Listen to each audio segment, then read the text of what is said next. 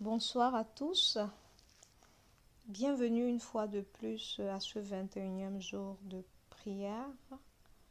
Nous sommes dans la joie parce que nous tendons vers la fin de notre programme dont le thème principal est devenir un homme spirituel.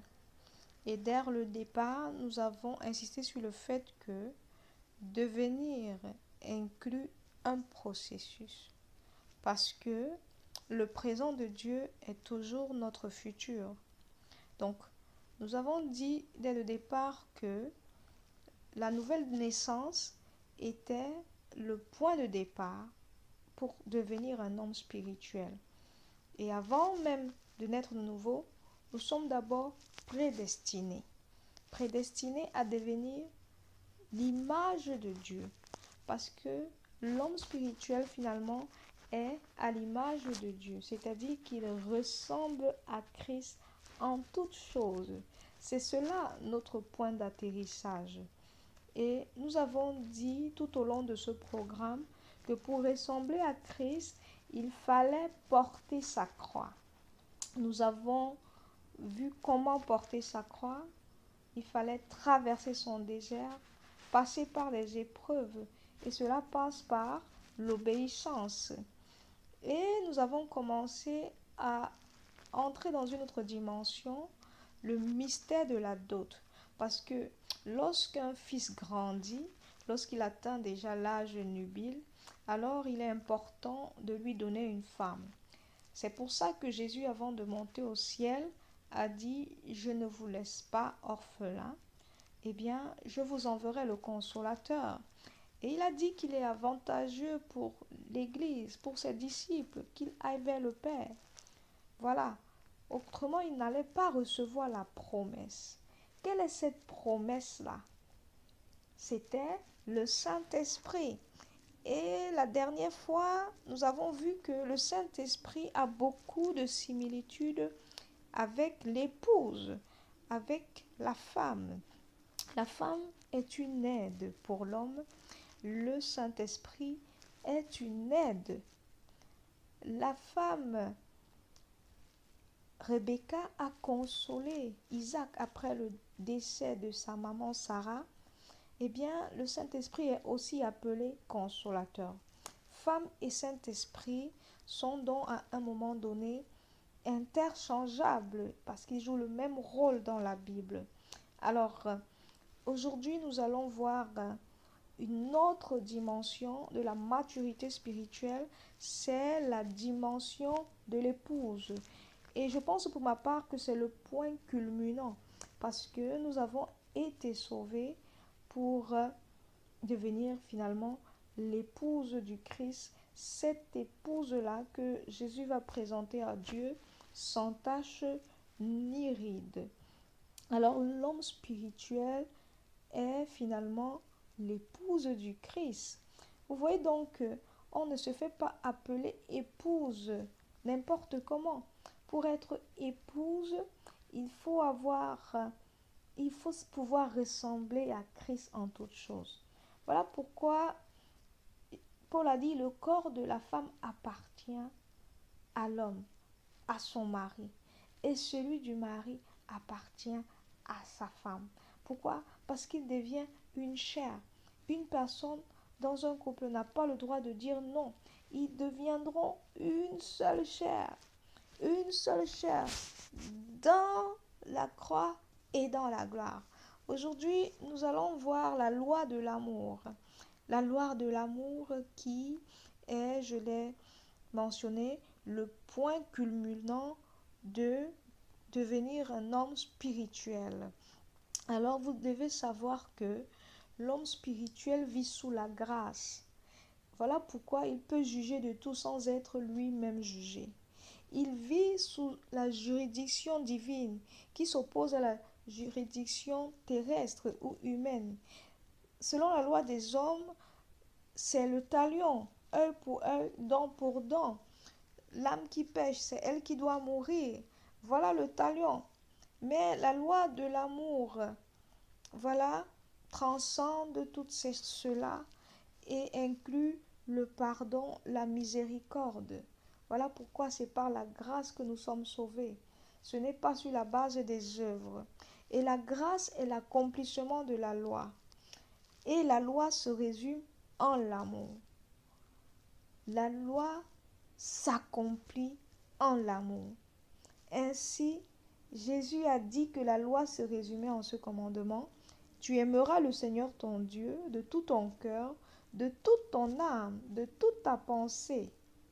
Matthieu 22, verset 37. Le don par excellence, c'est dans l'amour. C'est l'amour qui prouve que nous avons atteint la maturité spirituelle. L'amour est le seul don qui existera au ciel.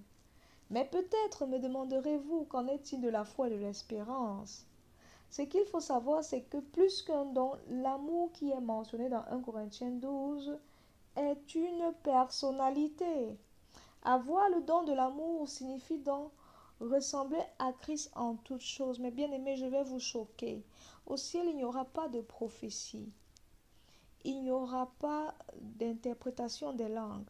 Parce que nous connaîtrons de façon totale. En ce moment, nous connaissons partiellement, l'apôtre Paul l'a dit. Mais nous allons connaître de façon entière.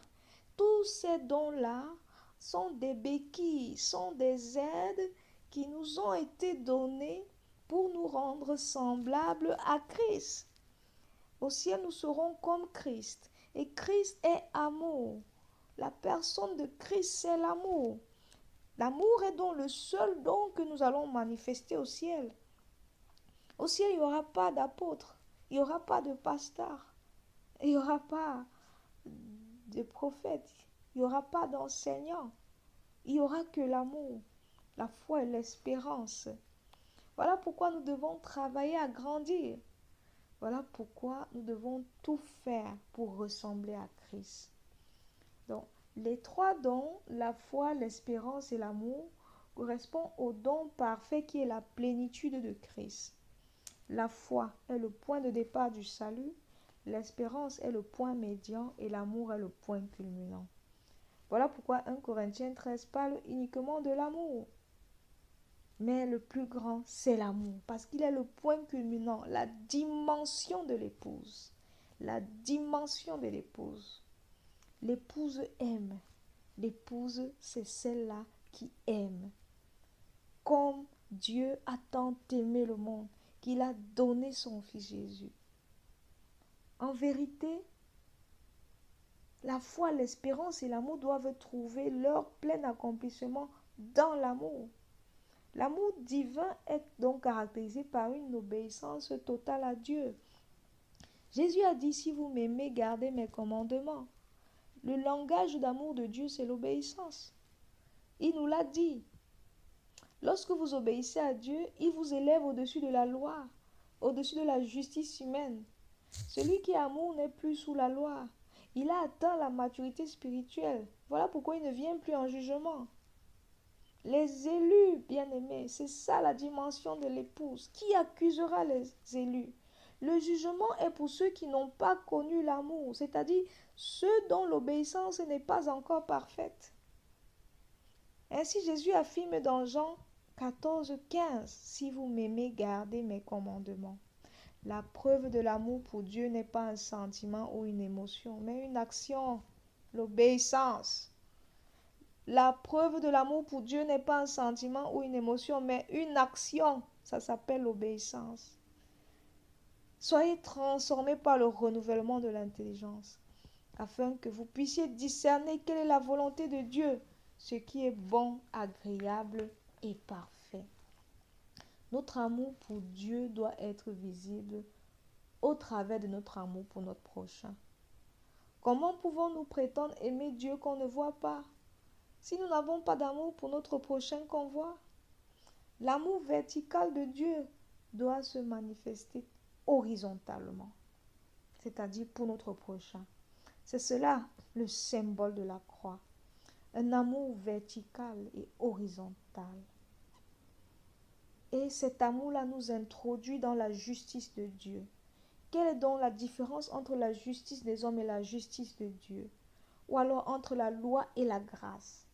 La justice terrestre condamne, tandis que la justice divine affranchit.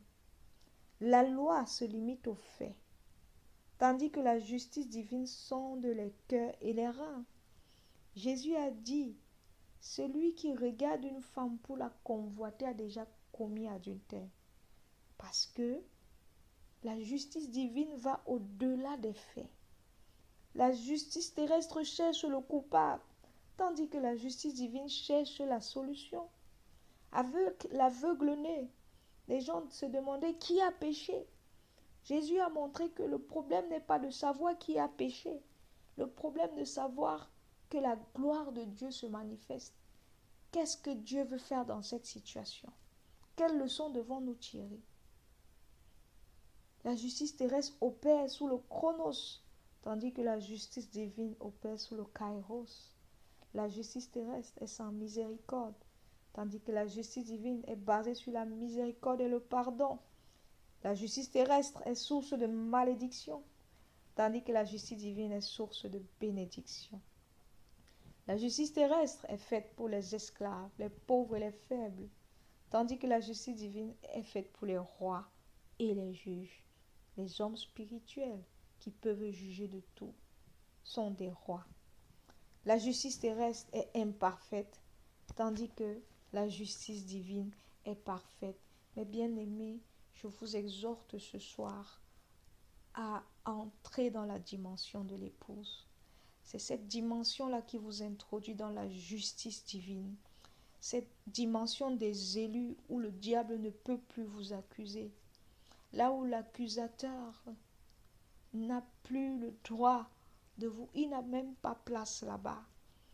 C'est la dimension des élus. Et nous avons été sauvés pour être à l'image de Christ, c'est-à-dire son épouse. L'épouse de Christ, finalement, c'est celle-là qui ressemble en tout point à Jésus. De la même manière que Jésus a été soumis à Dieu jusqu'à la mort de la croix, alors l'épouse du Christ, c'est celle-là qui est soumise à Dieu. Soyons soumis à Dieu, que l'humilité soit toujours notre partage et que le Seigneur nous donne de lui ressembler. Puissions-nous tous accéder à cette dimension de l'épouse au nom puissant de Jésus-Christ. Amen.